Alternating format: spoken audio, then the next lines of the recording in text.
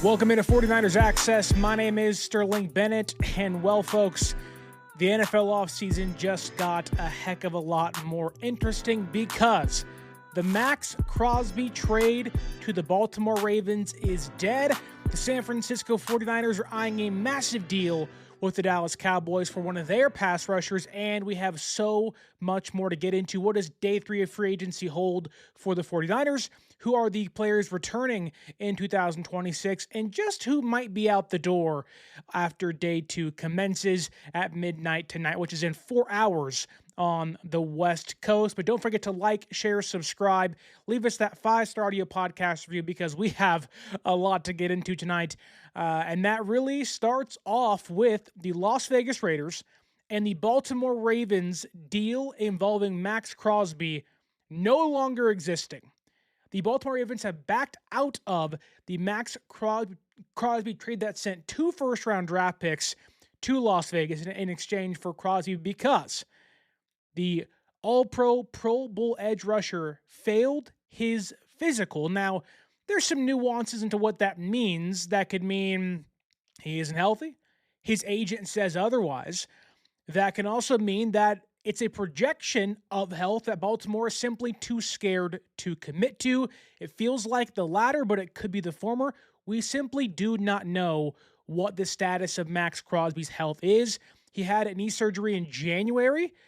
The odds are 2 months or a month and a half later, he's not 100% just yet, thus the failed physical. But with that deal no longer in place and Maxx Crosby back on the Las Vegas Raiders, that means anybody, including the San Francisco 49ers, can pick up the phone, make a call, and say, let's make a deal. And it's really hard to think that Maxx Crosby's trade value has not naturally gone down because of this. If you aren't healthy, one team backs out of the deal that involved 2 first-round draft picks somewhere along the way. The Raiders have to be desperate to sign over $100 million in free agents after believing Crosby's gone off the books to now say, oh crap, I don't know how we can fit Crosby in the books if he is now back in 2026. Thus, again, begging the question, will the San Francisco 49ers pick up the call? And you gotta believe John Lynch has already made that call to Las Vegas and said, hey, how's it going? What about Maxx Crosby? What is the interest level in dealing him back to the Bay Area, a place he once called home in Oakland? And you got to believe, too, that with a lot of the free agent pass rushers off the board now, with day 2 almost over of free agency, Crosby becomes either a hot commodity or a lot of teams already have that slot filled on their team, meaning he either has more teams that might want him or a dwindled group of interested franchises. And I'm going to believe the latter, that with free agency almost done going into day 3, that the teams lining up to acquire Maxx Crosby are probably saying, hey, we'll give you a first and a third. We'll give you a first and a player. We'll give you a first and a fourth. And my assumption would be the market goes from 10 teams, 6 teams, to about 3 or 4 teams vying for Maxx Crosby's services. And of course, the question also becomes, not only should San Francisco make an offer, but would you be okay with the San Francisco 49ers parting ways with either a first-round draft pick and more for Maxx Crosby if his knee and his health is in question? Nick Bosa off an ACL, his 3rd one. Micah Williams off his ACL, his 1st one. Do you really want to trade for Maxx Crosby? And you look across the league now, and you're seeing reports come out that the Dallas Cowboys, who were the runner-ups for Maxx Crosby, didn't get him, then made a deal with the Packers for Rashawn Gary, already have Quinn Williams in place. They're like, look, we're out. We've moved on. You hear the Ravens are like, we don't want Maxx Crosby. We're going to go sign Trey Hendrickson tomorrow morning, changing and altering the market once again. And you hear other teams, unknown teams, mind you, are pissed off at the Ravens for backing out of the deal because Crosby's trade happened before free agency. It set the table for the market in place of how much your guy's going to cost and what team has to then transition to their 2A, their B option on their board, and now chaos has ensued. There is no promise that come tomorrow morning, the official new start of the league year, Maxx Crosby either is traded or is still a Las Vegas Raider.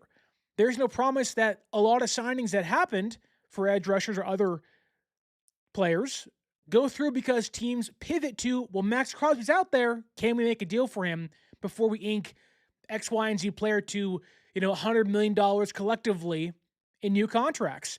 This changes a lot of what we've seen the last couple of days because not only does it impact the Ravens and the Raiders, you now have other teams either reviewing the deals they have in place that haven't officially been put on the books yet, or you have teams saying, hey, we're not in a place to make a bunch of signings. We can get Maxx Crosby in here.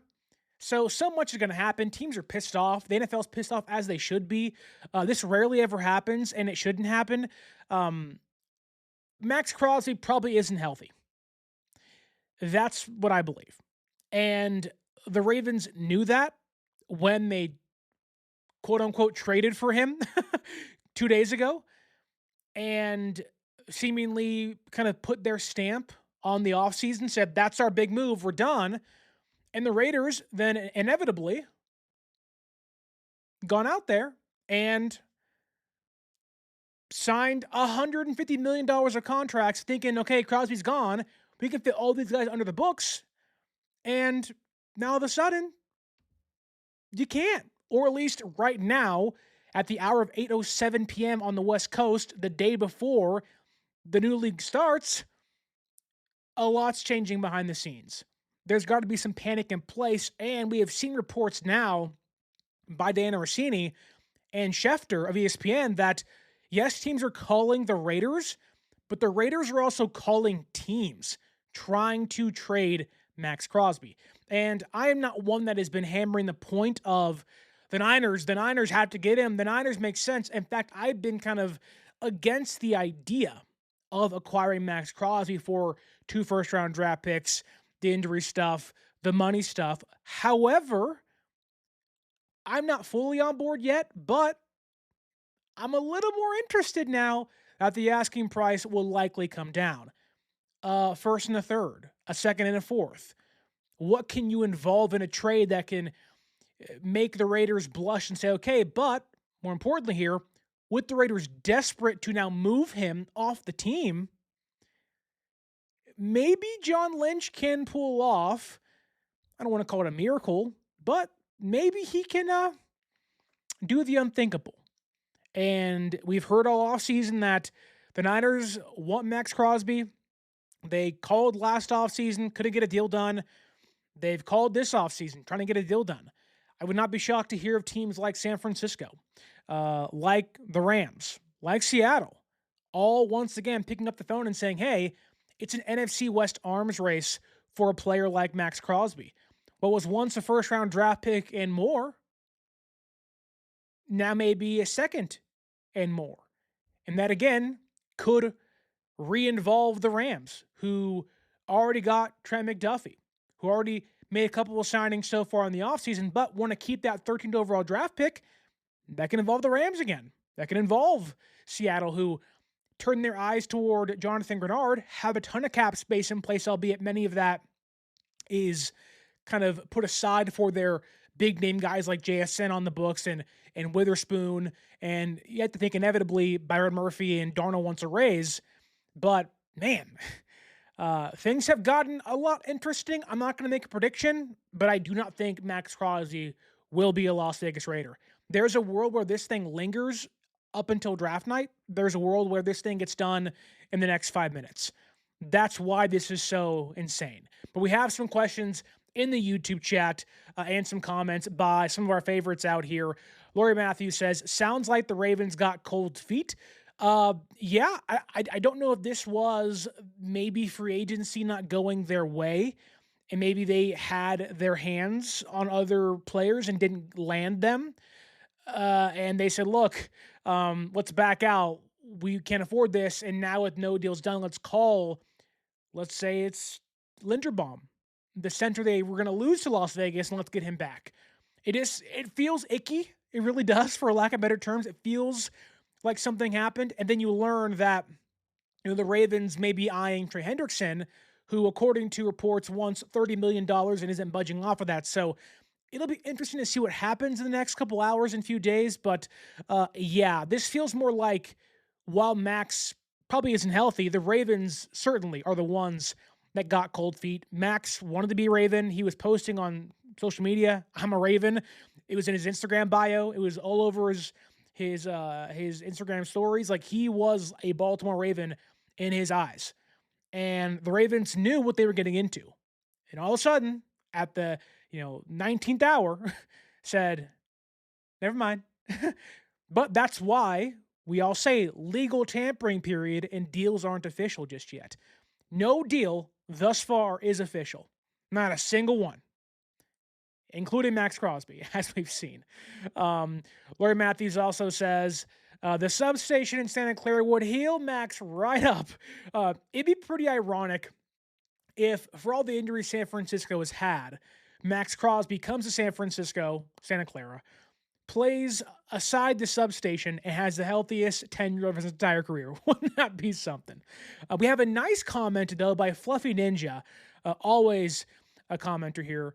He says, there are so many podcasts about the Niners, and some of the casters can be rude, arrogant, but this podcast is always respectful, informative. Thanks, Sterling, for the great work and integrity.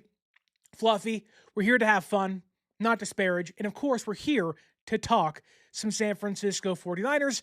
Thank you for the kind words right back at you on day 2 of NFL free agency. And funny enough, Fluffy, we are here post-surgery.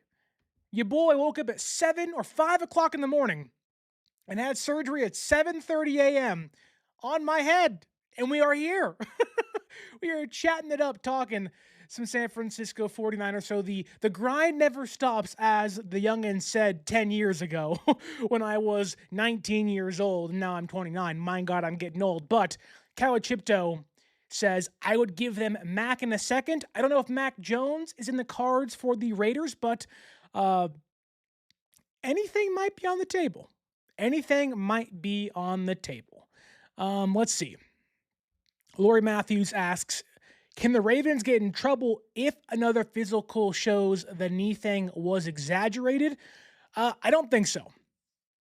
I don't think this is a case of the Ravens having a faulty exam or a faulty physical. This more seems like Maxx wasn't fully healthy. The Ravens maybe had an idea of where his health was. It wasn't that.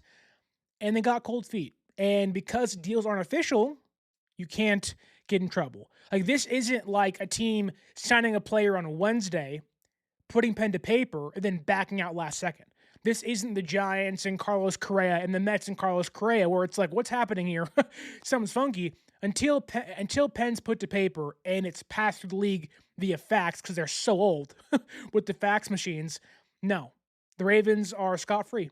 But Maxx Crosby is back on the table for the San Francisco 49ers and the other 30 teams in the NFL, not including the Ravens and the Raiders.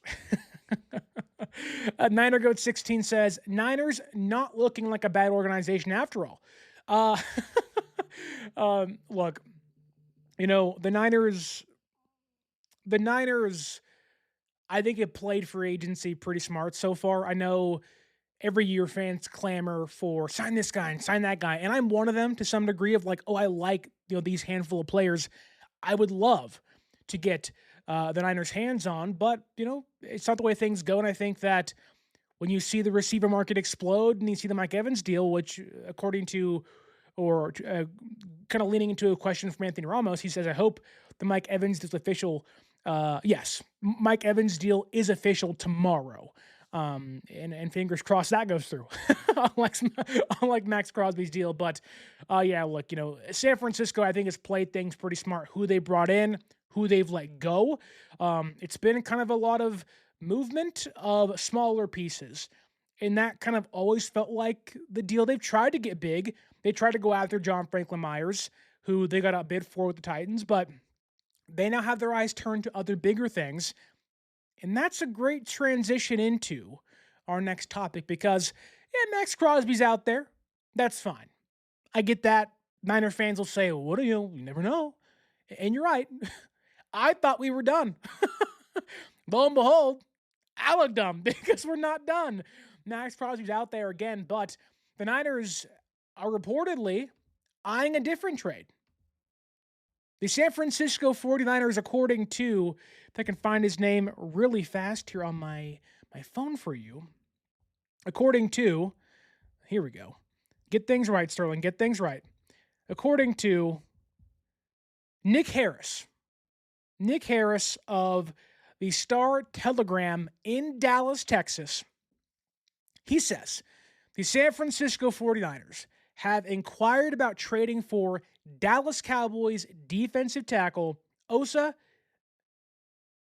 Odighizuwa. I hope that's right. I hope I said the name right. I practiced it a billion times before I went live, and I think I just botched it, but here we are. Osa Odighizuwa. I hope that's right. But the Niners on the market have needed for a long time that pass rushing interior defensive lineman. They wanted John Franklin Myers. Didn't happen. They went to $20 million per year for him. And the Titans said, watch this. Here's $21 million. And JFM said, got a deal. And San Francisco said, crap, what do we do? They have now turned their attention to trading for Osa Odighizuwa of the Dallas Cowboys. So who is he? What does he bring to the table? And why is this maybe the move San Francisco needs to make this offseason? He's 6'2", 280 pounds. Natural leverage, being 6'2", 280 pounds, bowling ball build. But also, he's got some length, 34.25-inch arms for an interior defensive tackle. When you're playing against guards and centers that have shorter arms and are around the same height as you, maybe a little taller, he has the ideal build for a guy to wreck shop on or in the middle of San Francisco's defense on the opposing offensive line. Also has 10 3/4-inch hands. Those are big hands. Like, this dude is the prototypical, that's the guy you want to bring into your organization build, but it's not just that. The pass rush production, although isn't going to jump off the charts. This episode is brought to you by Indeed. Stop waiting around for the perfect candidate. Instead, use Indeed sponsored jobs to find the right people with the right skills fast. It's a simple way to make sure your listing is the first candidates see. According to Indeed data, sponsored jobs have 4 times more applicants than non-sponsored jobs. So go build your dream team today with Indeed. Get a $75 sponsored job credit at Indeed.com/podcast. Terms and conditions apply. I do think is among the best in football. And to give you some context here, looking at last year in Dallas, who, mind you, the Niners' new assistant head coach, Matt Eberflus, was the defensive coordinator for, so there is some connections. He had 52 pressures, pretty good, 3 sacks, okay, it's not phenomenal, and a 13.6% pass rush win rate according to Pro Football Focus. Funny enough, all those are either tied or better than Quinnen Williams. And I think we all can look around and say, Williams is a darn good football player. Odighizuwa, equally productive last year in 2024. He's not the, or 25, excuse me, not the best run blocker, kind of in the middle of the pack. You know, he's fine. His size does not scream run blocker. He isn't a big dude. He's under 300 pounds, but he's a fast, quick, twitchier guy that can get through into the quarterback with ease. That said, his length and his hands offer a unique trait of not being a great run blocker, but having an impressive 2.5% missed tackle rate. That's unheard of. Being a bad run blocker, but having an under 3% missed tackle rate is like unheard of in the NFL. In college, too. It doesn't make sense. He's a very unique player. But you go back 2 years ago in 2024, he was absurd. 60 pressures, 7 sacks, a 15.1% pass rush win rate. And while there was a schematic change from Mike Zimmer to Matt Eberflus, he also got to play next to Micah Parsons all year, 2 years ago. Well, get him in San Francisco. He's next to Nick Bosa, who that guy will take up double teams, and Michael Williams, who can, with his long arms and strength, take on double teams. Odighizuwa feels like the perfect match for San Francisco via trade. Now, again, run block English was better, but we've seen San Francisco try. Hargrave, Greenlaw, even this offseason. John Franklin Myers getting outbid for him. They are wanting to find an interior, 3-tech, pass-rushing defensive tackle. And if there's not many in the draft, mind you, so it's like, okay, at pick 27, who you taking? You ain't going defensive tackle. You're just not. So what are you doing in free agency? What trade can you swing to avoid having to do that at pick 27 or in the 50s in round 2? Well, Odighizuwa might be that guy. I think it was last offseason he signed a 4-year, $80 million deal, so roughly $20 million a deal, or a year, the exact same price tag roughly they wanted to pay for John Franklin Myers. Odighizuwa is cheaper or younger than John Franklin Myers, mind you, and this is the big thing here, he carries a $16.75 million cap hit this year, but he has no guaranteed money past 2026. There's no ties to him after this upcoming season. He's younger than the guy you wanted to bring in. And albeit not as consistent, his highs are higher than John Franklin Myers. And you get it next to Bosa and Michael, if healthy. Obviously a big question mark there. We all know this. There's reasons to believe that he could make a lot of sense. He's only 29 years old.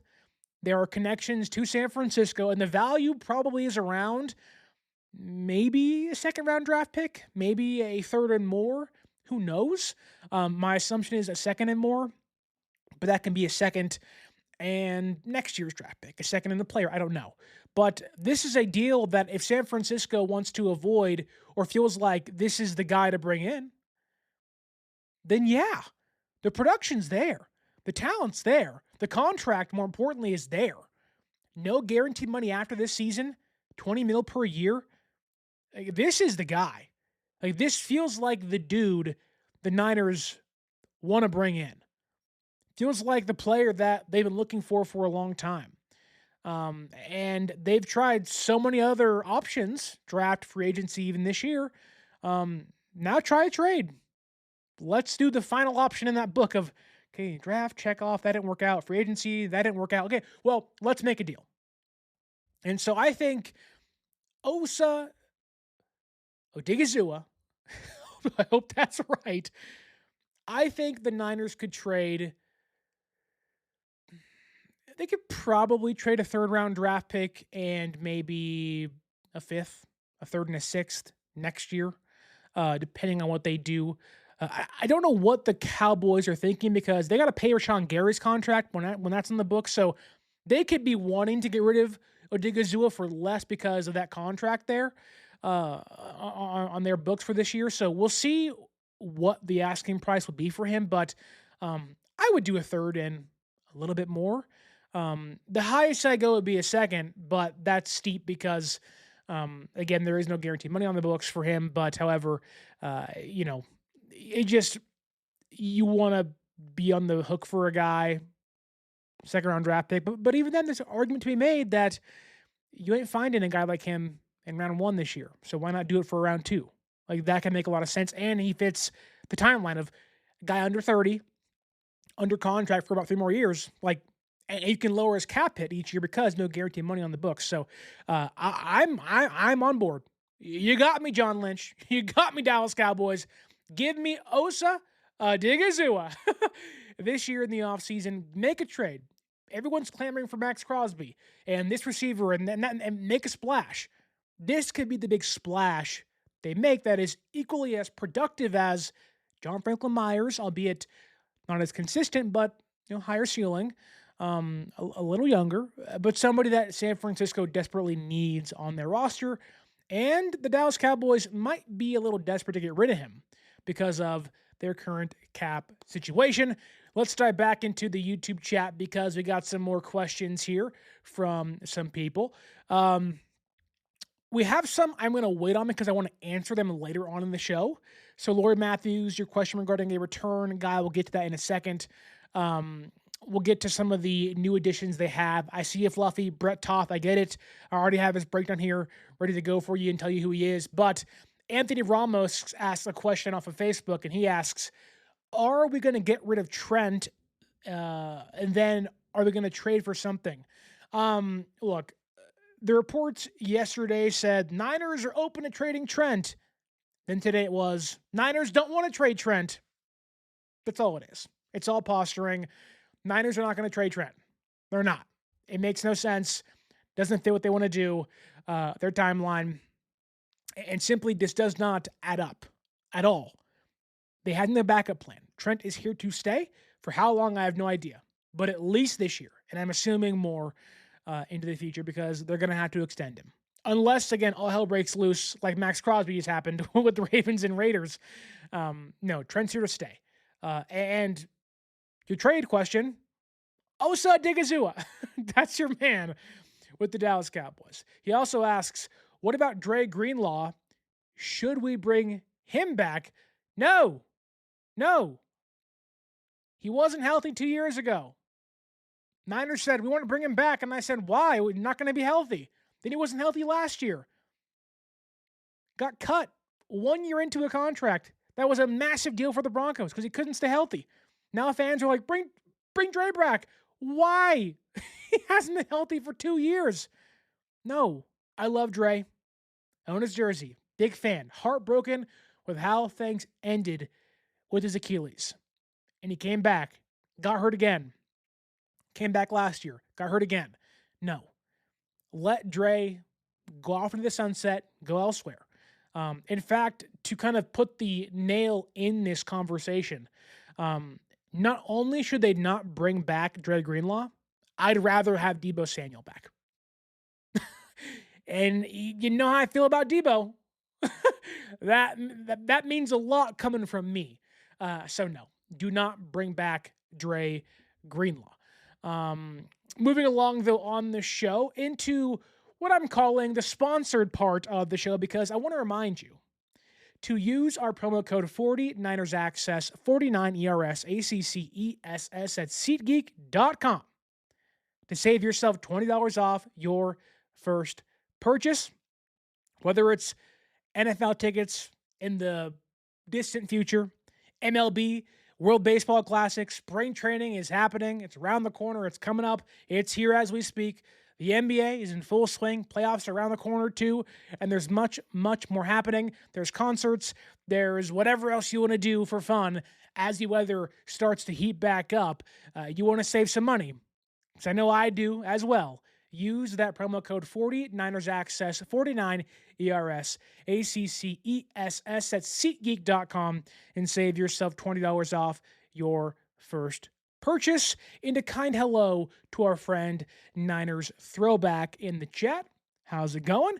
And moving along here to the next segment of the show, because that's speculation. Those are rumors. Those are reports that either don't involve San Francisco or just developing stories. Maxx Crosby and the Raiders and the Ravens. Osa Odighizuwa. I think I have the name right now. Those are all maybes and could-beens and what-ifs and possiblies. But let's get into what really happened on day 2 of NFL free agency, because early in the morning, post my head surgery, I'm going to keep bringing that thing up because that thing hurts right now and I have a hat on covering the scar. Brian Robinson, the running back that backed up Christian McCaffrey last year, the Niners have interest in bringing him back. Now, is he my first choice? No. That was Kenneth Gainwell. That was Tyler Algier, who went to the Cardinals, mind you. Then there's Sean Tucker, who I'd be more inclined to want to sign on the 49ers, but Brian Robinson is that safe, kind of good option behind CMC, gives you kick return versatility. It was a nice, kind of solid backup, was healthy all year, and won't cost you a dime. The dude's cheap as all get out. And so, with that in mind, I'm not against it. And I think he is not cemented as an RB2, and he would be in the running for it, but with Jordan James. Maybe Grendo makes a run. I don't know. Like, he wouldn't be cemented as the guy. He knows the offense. He knows the system. Runs with power. He may lack some speed at times. The vision maybe isn't perfect, but, as kind of a second and third option behind Christian McCaffrey, why not? Are there better options out there? Sure. But for like $2-3 million, why not? That's fine. Moving along, though, because it's funny to see other content creators get on the, Mac Jones isn't getting traded wagon now. I've been telling you for weeks. I've been telling you for a while now, Mac Jones is probably going to stay in San Francisco. And I've run down all the reasons why before. Not going to do that now. I'm just going to reaffirm why. Because we got a report today that teams are calling about Mac Jones. Some teams are like, hey, what do you want for Mac Jones? What is McCorkle going for on today's market? And according to The Athletic's Diana Rossini, the asking price is quote-unquote astronomical. Shocker. Who would have thought San Francisco wants an arm and a leg for a backup QB that's 27 years old on a one-year contract that can't move? Sound familiar?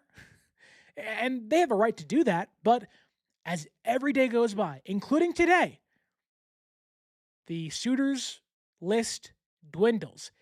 And we're going to keep watching the Mac Jones sweepstakes because I've been telling you for a while, it all makes sense. And so yesterday, Malik Willis signs. Yesterday, Tua Tagovailoa goes to the Falcons. 2 potential suitors off the board. The Cardinals had Brissett. They signed Gardner Minshew.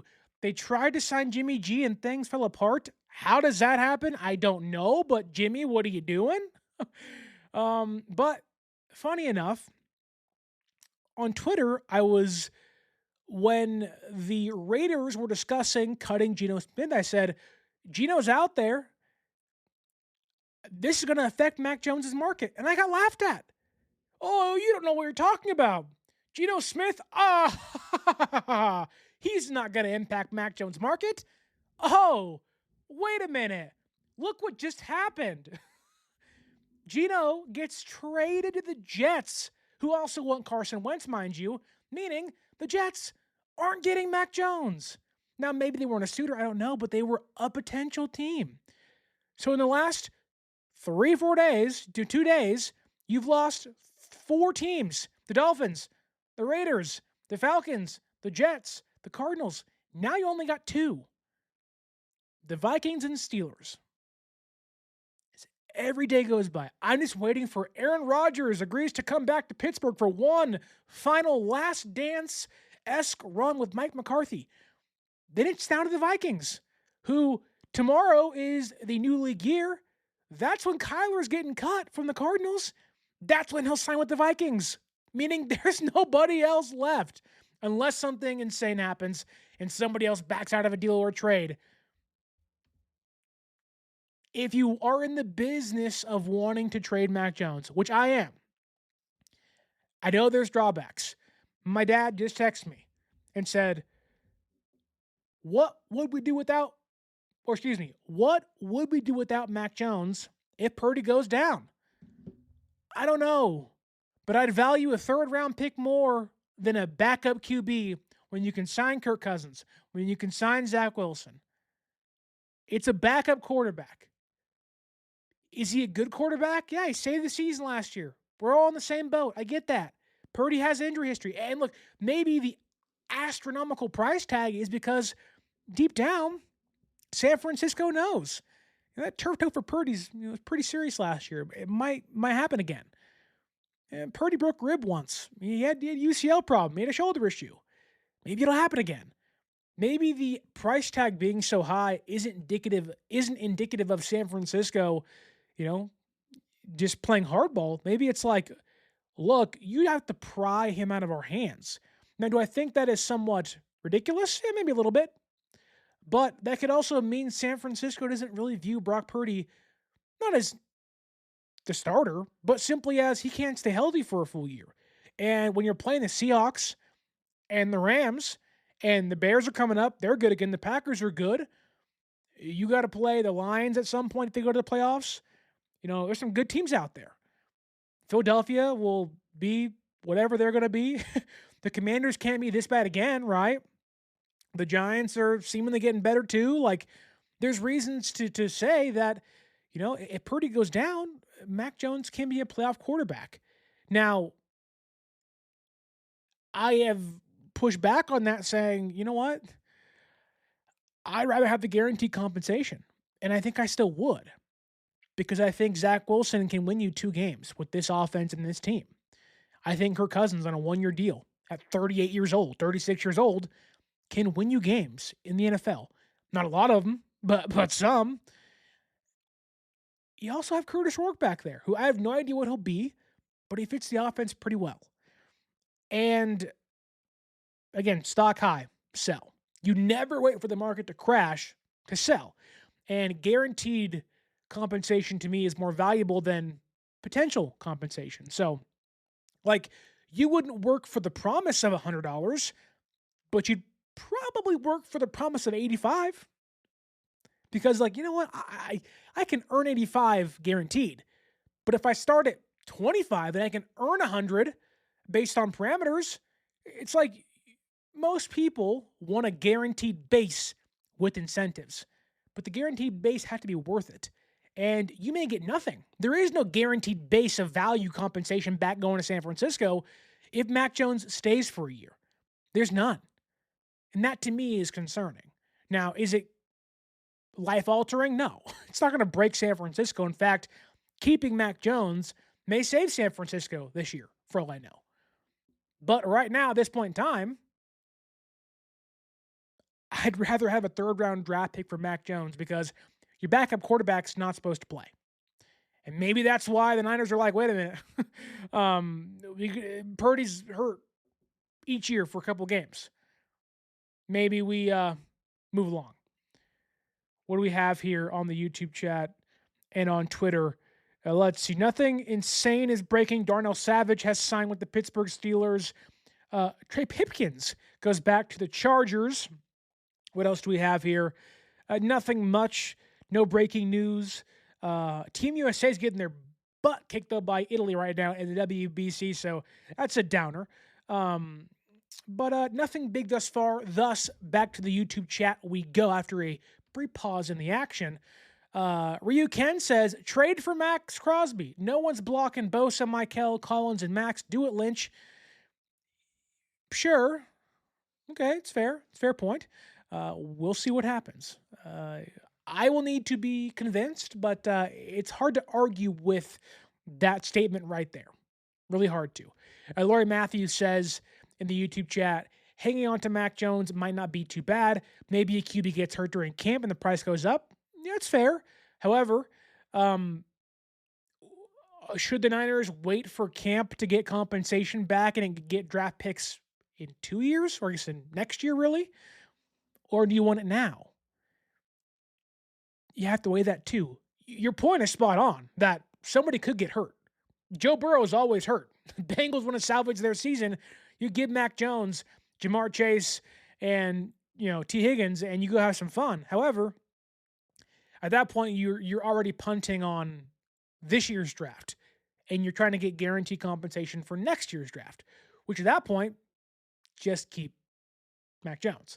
But I like where your head's at. I just don't know what San Francisco values, and it seemed like they value keeping Mac Jones over a third-round draft pick this year.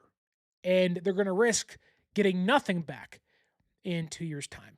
Moving along, though, kind of reverting back to one of Laurie Matthews' other questions earlier in the show, referencing Skyy Moore's departure on the Niners receiver depth chart. Signed a 1-year, $2 million deal worth up to $4.5 million with the Green Bay Packers. And honestly, I was shocked that the San Francisco 49ers didn't bring him back.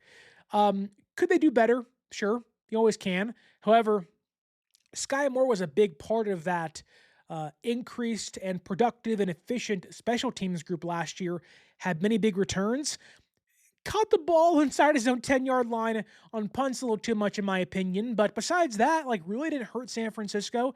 He averaged about 27.5 yards per kick last year on returns and about 11.5 on punts. So a really productive player, really explosive player.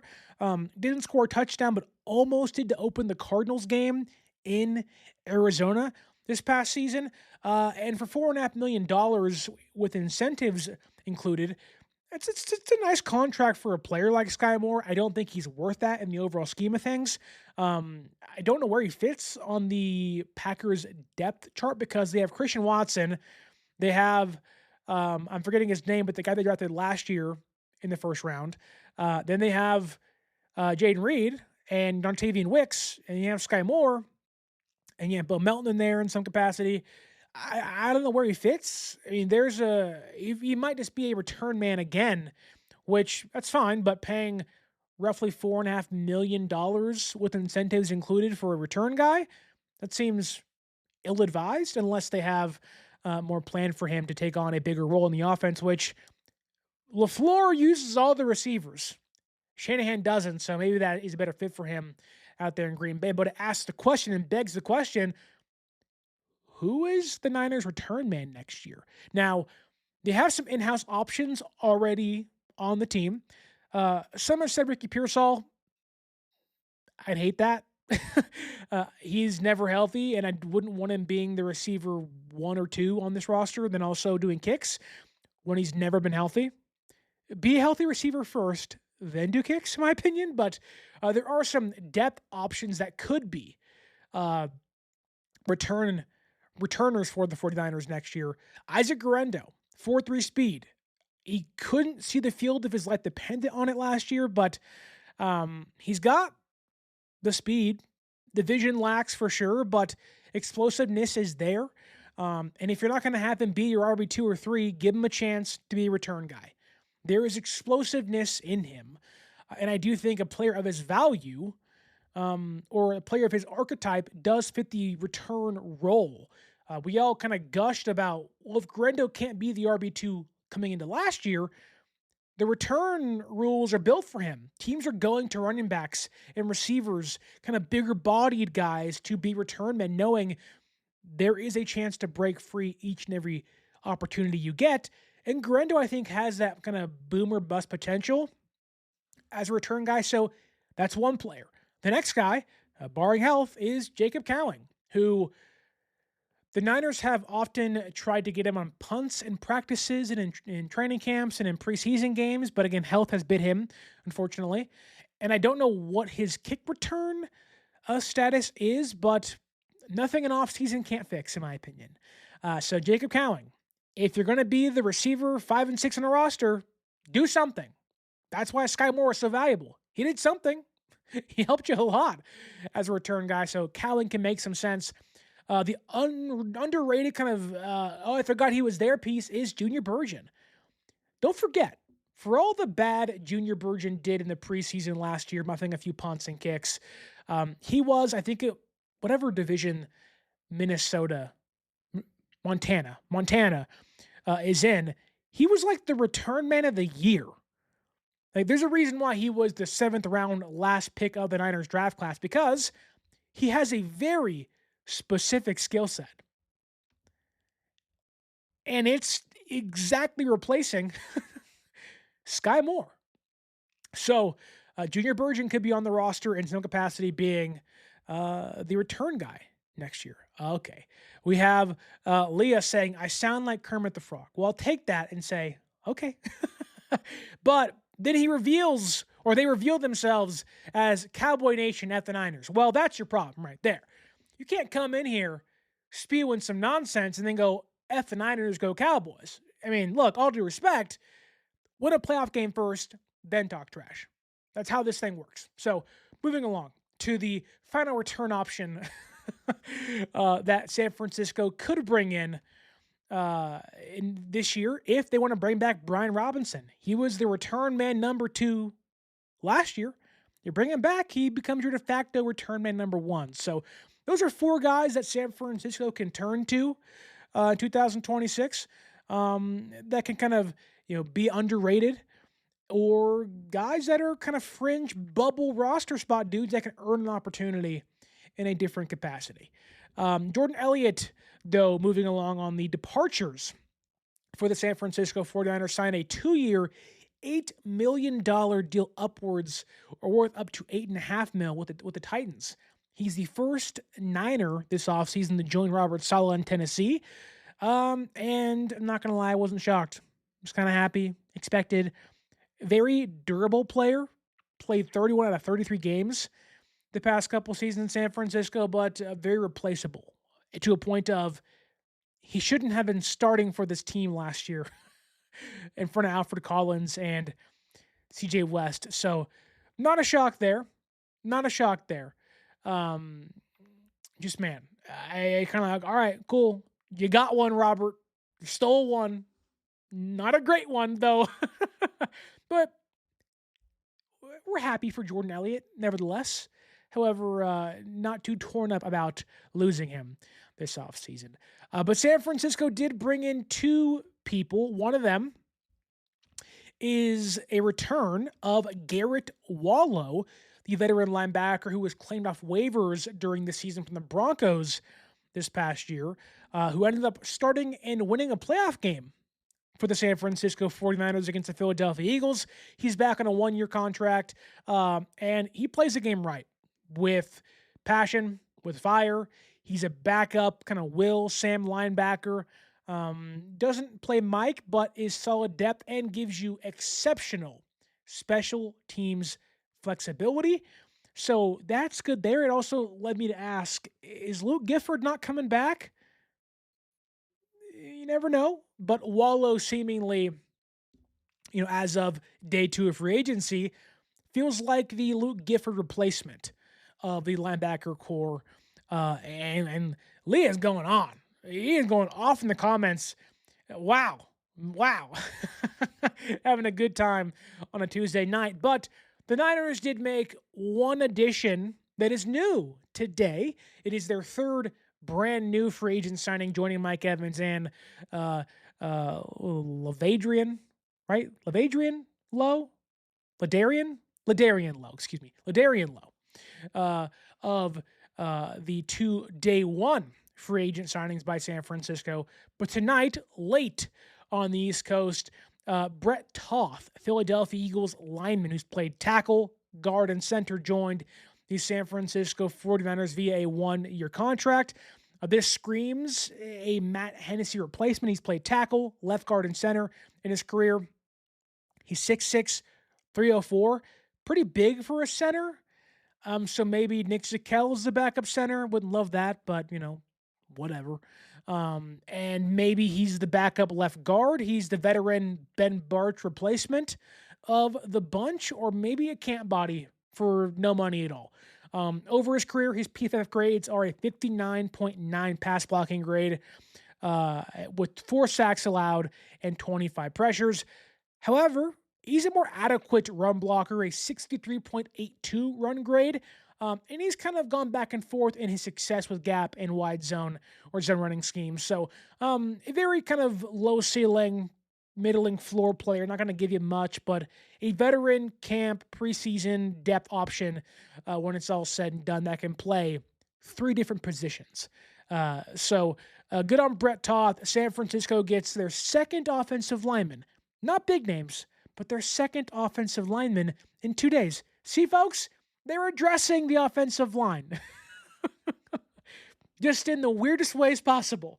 That said, we do have a move I think San Francisco should have made. And thus far, it is the only move I've seen of free agency that I think is the one I would put above the rest in the Niners couldn't do that category. This is the one deal they couldn't do. That is watching the Packers release center and left guard Elgton Jenkins, who is a two-time Pro Bowler, which has lost its luster, but nevertheless, still a Pro Bowler. Then watch him get signed by the Cleveland Browns on a 2-year, $24 million deal with $20 million guaranteed. So basically a 2-year, $20 million deal, $10 million per year. What am I missing? This dude is awesome. The pedigree's there. He knows the offense. He makes sense. Packers fans were like, why didn't we trade him? Why are we cutting him? You're signing Aaron Banks over this guy? Really? This was the one deal where I was like, oh, that's a head scratcher. Of all the deals that have gone down through about 24 hours, the Elgton Jenkins one was the one I said, that one may have got away. That's the one where it's like, darn. I really wanted that one to happen for the 49ers once he got cut by the Packers. But tomorrow's a big day for the NFL. Day 2 has been big. Maxx Crosby stuff happening late at night. Niners involved in talking about trades and trying to get defensive tackles. Osa Odighizuwa from the Dallas Cowboys. There have been some signings, some departures thus far. But tomorrow is the big day. Tomorrow is the new league year for the NFL, meaning that players that are post-June 1st designations are going to be released, meaning Greenlaw will be a free agent tomorrow. And more importantly, Brandon Aiyuk's time in San Francisco comes to an end. We can put to bed the BA talk, the BA discussion forever, and look back in vain and say, God, what a disaster. However, we also have more news because tomorrow, according to Diana Rossini, Trey Hendrickson is supposed to make his decision. Now, people are leaning towards the Ravens being the team that will sign him after kind of burning and spurning Maxx Crosby. However, you got to wonder, are the San Francisco 49ers involved in Trey Hendrickson in some capacity? They called about him at the trade deadline. Matt Barris of The Athletic said they'd be kind of poking around him in the offseason, and tomorrow is a big day. Now, maybe it is the Ravens and nobody else, but are you going to be shocked if it is Niners sign Hendrickson to a 2-year deal? I wouldn't be, or at least learn they're in the conversation towards the end, or they were a finalist for him, or a serious contender. However, that said, according to reports, he wants $30 million a year and isn't budging off of that. To that I say, you better fire your agent, brother. In no way, unless the Ravens are that desperate, are you getting $30 million a year at the age of 31 off a back injury. No way, dude. No way. So the Bengals have botched their edge rushing room, but my God, has Trey Hendrickson botched thus far his contractual value? Lori Matthews asks here in the YouTube chat, worried about Max's injury and wanting another injured player. That's the thing. It's like Niner fans are like, Bosa's always hurt. Pierce was always hurt. Michael was hurt last year. All of the injuries. But you want to trade for Maxx Crosby and lose draft picks along the way, or also fork over a ton of money for Trey Hendrickson, who was hurt the entire second half of last season. Well, that don't make sense to me. Thought you wanted to get healthier. People complained about getting younger because they signed Mike Evans yesterday. Okay, you want to sign a guy that's been more hurt than Evans? Like, yeah, he's, I guess 2 years removed from a massive season, back-to-back 17 sacks years, but I don't know. Like, signing Mike Evans to me is in itself a risk, albeit maybe worth it. And Hendrickson could be in the same conversation, but do you want to pile up a bunch of those guys into your free agency class and say, we did it? No, you take one of those risks and say, okay, how else can we get younger and healthier? And it really doesn't include Maxx Crosby, who failed the physical, according to the Ravens, and it probably isn't 100% just yet, or signed Trey Hendrickson, who was hurt the entirety of all last season. So we'll see what tomorrow holds. It's a big day. It is the third day of free agency and the new league year kicking off, which again will end Aiyuk's tenure in San Francisco, and Greenlaw becomes a free agent, which also could mean more free agents enter the pool tomorrow, which should make it even more fun in the upcoming days. But let's look ahead into day 3. Who are some names still out there that San Francisco could sign? And I got a list.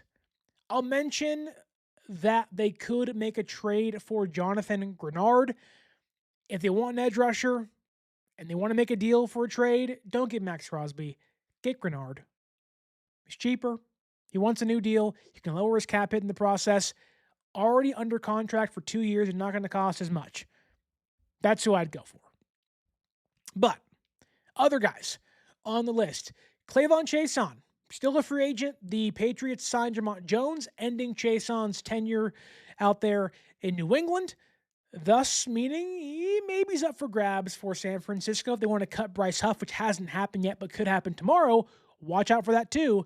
Clavon Chason is an option. Sean Tucker, a backup running back, mentioned him earlier in the show and yesterday too. He's still out there. Don't know why. We could also see San Francisco maybe sign some of the RFAs like Samuel Kawanu and Jake Tunges. Haven't really got word of their tenders yet, which is shocking. So maybe news happens tomorrow. Other free agents, though, are Jack Conklin, backup linebacker, probably not going to happen knowing that Garrett Wallow's back in the fold. But then there's Deebo Samuel, who I guess on top of the Super Bowl week rumors, he's going to be playing flag football with Kyle Juszczyk on a team coached by Kyle Shanahan. So things continue to get more interesting on the Deebo Samuel watch. Other names I'd prefer they target over Deebo Samuel are safety Jalen Hawkins, who is still out there for whatever reason. Not sure if he's too expensive or the market's too small for him, but if I'm San Francisco, I am jumping at the opportunity as soon as I can. Other names include, though, Dylan Parham, left guard from the Las Vegas Raiders, Brady Christensen, center, guard, and tackle from the Panthers, DJ Wanham, edge rusher from the Panthers the last couple years, then Al-Quadin Muhammad, the Lions edge rusher, and Arnold Ebiketie, the Falcons pass rusher last year. Some fun names still out there, many, many more to go, and a lot more days and signings to happen and transpire the next few days. But we have some comments in the YouTube chat once again. MinorGoat16 says, I would like Greenlaw back. He missed a year and a half because of an Achilles injury and a secondary injury because of the Achilles. He played the second half of last season, got healthy, bring him back. That's great and all, man, but I just can't do it. I can't do it. I cannot watch the team get decimated by injuries, although I love Dre Greenlaw, and then say, come on down after a year and a half, basically on the shelf recovering. I don't love that. I love Dre, just have fun elsewhere. But that doesn't mean San Francisco shouldn't still improve at linebacker. I would have loved Leo Chanel. Caden Ellis signed with the Saints today. He was an option for the Niners, but the Niners cannot quit when it comes to Greenlaw and Deebo rumors. So we'll see. Maybe you're right and you get your wish, but we'll see in the next few days. Starting tomorrow, that deal could happen in the morning as soon as the new league year begins. Like, that is the one where I'm like, yep, there you go. Like, that makes sense. Will it be fun? Sure. Is it the right move, though? I don't know about that. Fluffy Ninja says, I like Kayvon Thibodeau. I liked Kayvon Thibodeau, and I still like him. I liked him a lot more during the year when he was under contract for a year and a half and wasn't playing on his fifth-year option. I don't want to sign a guy for 1 year for $14 million. I'd rather go out there and ink a guy to a 2 or 3 year deal and kind of give myself some flexibility with the cap. That's the problem with Kayvon Thibodeau. Now, there is a back and forth to be had because he took on a ton of double teams last year for the Giants. However, he has only had really one productive season. And again, do you want to pay $14 million for a guy who fits your scheme for sure, but hasn't really been productive? That's a guy, in my opinion, that you don't trade for. But in a year's time, if you want to become the next Arden Key and Clelin Ferrell and Ebukam, and come on down, we'll get you on the books. But let's see where the asking price is at, because if Trey Hendrick or if Maxx Crosby goes for less now, that does impact the other trade market. So maybe instead of a fourth, it becomes a fifth or a sixth, which seems really cheap, and they probably wouldn't move him for that. But you never know. It's a new defense in place out there with the Giants. So I don't hate it, but I'd rather get guys under contract for longer, although he's still young and would fit the scheme. So we'll see what happens tomorrow too with him and throughout free agency. Laurie Matthews says this, I want to see them hang on to Huff. He isn't that expensive. They need some depth, similar to how they should have kept Floyd last year. Yeah, it's tough, right? Like, the Niners could have used Floyd for sure. However, cutting him was probably the right move. And this is where things get tricky because, does Shanahan tell Raheem Huff is super cheap? We're going to run the wide 9 stuff still kind of similar to how things were run last year. Or does Raheem kind of employ what he did or deploy what he did with the Falcons, which could make Huff not a great scheme fit? So there's ways to make it work. It is dependent on what Raheem or how Raheem views Huff. As a speed rusher, he's awesome. When everyone's healthy, Huff is a great kind of mercenary-esque weapon on third downs. But other than that, they have much value to be had. So I'm torn, because if you can get value for him via trade, you can work other deals out in different directions and improve the roster in different ways. I'm good getting rid of him, but I'm also not against keeping him by any means. Our last comment of the show is Bobo saying, Joey Bosa, no, do not sign Joey Bosa. I know Nick is his brother. I don't care. Joey has had one healthy season of the last 5, and it was last season. I don't want that in San Francisco. 2 years ago, maybe. A year ago, maybe. Not now. I don't think he's had a year. If my numbers are correct, I don't think he's had above 6 sacks and like 30 pressures since 2021. I think that's right, and that's not good. You can find that anywhere as a depth guy. So he's a name, but I prefer value over a name, production over a name. I get it, though. He makes you a little more excited because of name value. He makes your ears and eyes perk up, but I'd be underwhelmed if Joey Bosa was the Niners' big edge signing. I'd be like, really? That's the guy? Okay, I guess. Before we go, we'll do one last skim of social media, if anything has happened, and the answer is nothing. Thus, putting to bed day 2 of NFL free agency. Drop your thoughts down below. Do you want San Francisco to trade for Maxx Crosby? He's back on the market, folks. He is the Las Vegas Raiders' Maxx Crosby, not the Baltimore Ravens' Maxx Crosby, because the trade is dead. Or are you saying, no. Go get Osa Odighizuwa, somebody we've learned the San Francisco 49ers have inquired about tonight of the Dallas Cowboys. Wink, wink. That's what I would do. And what do you make of the departures of Jordan Elliott, Skyy Moore, and the additions of Garrett Wallow and Brett, whatever his name was, Brett Toth, the new offensive lineman, in going to back up whether it's whoever's playing left guard and maybe Jake Brendel at center, and give you more veteran depth behind the scenes. And what is one move you want to see the San Francisco 49ers make in free agency as we progress going into day number 3 tomorrow, the beginning of the new league year, and give yourself and give Brandon Aiyuk the middle finger salute on your way out. No, I'm kidding. Don't do that. But Aiyuk's gone tomorrow, folks. Sayonara. We'll throw a party, pop some bottles. But I'm going to go out there and rest because I had head surgery. My 3rd mention of it today. Thank you, Fluffy, for the feel better. I hope you're having a great Tuesday, and I hope I can feel better tomorrow. But it doesn't matter whether I'm brain bleeding or I'm walking fine.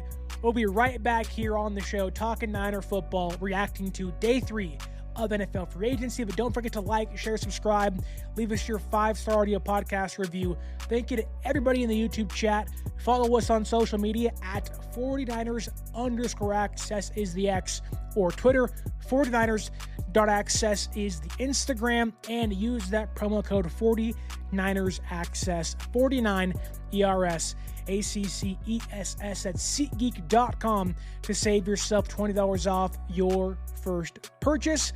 That is day 2 of NFL free agency.